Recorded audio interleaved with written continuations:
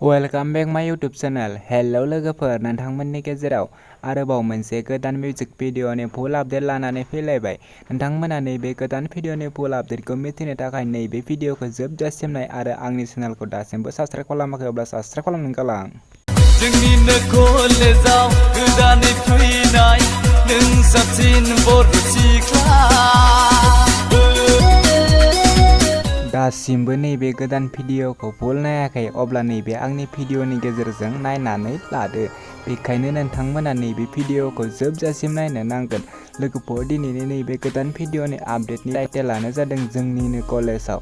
लोगोफोर, नोंथांमोना बिथांमोननि इउटुब चेनेलाव थांनानै नैबे गोदान भिडिअखौ नायनो नांगोन। नैबे भिडिअनि स्टार्टिंआनो जादों रंजालि आरो गुथाल।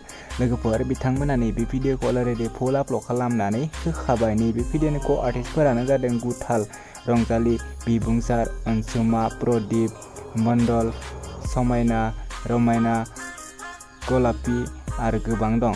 लोगोफोर, नोंथांमोना दासिमबो नायाखै अब्ला नायनानै लादो। नैबे भिडिअनि मेथाइखौ रोजाबदों अमर बसुमतारी। लोगोफोर, नैबे भिडिअआ जोबोरैनो मोजां जादों। लोगोफोर, नैबे भिडिअनि डाइरेक्टरानो जादों बिजित बर' आरो नैबे भिडिअनि प्रडिउसारानो जादों सिनायथि फिल्म प्रडाक्शन। लोगोफोर, नोंथांमोना बिथांमोननि इउटुब चेनेलाव थांनानै नैबे गोदान भिडिअखौ नायनानै लादो। बिथांमोननि इउटुब चेनेलनि मुङानो जादों सिनायथि फिल्म प्रडाक्शन। लोगोफोर, आं बिथांमोननि नैबे भिडिअनि लिंकखौ डिसक्रिपसनावबो होनानै दोनदों। नोंथांमोना थांनानै बिथांमोननि भिडिअखौ नायनानै साबस्क्राइब खालामनानै हैदो।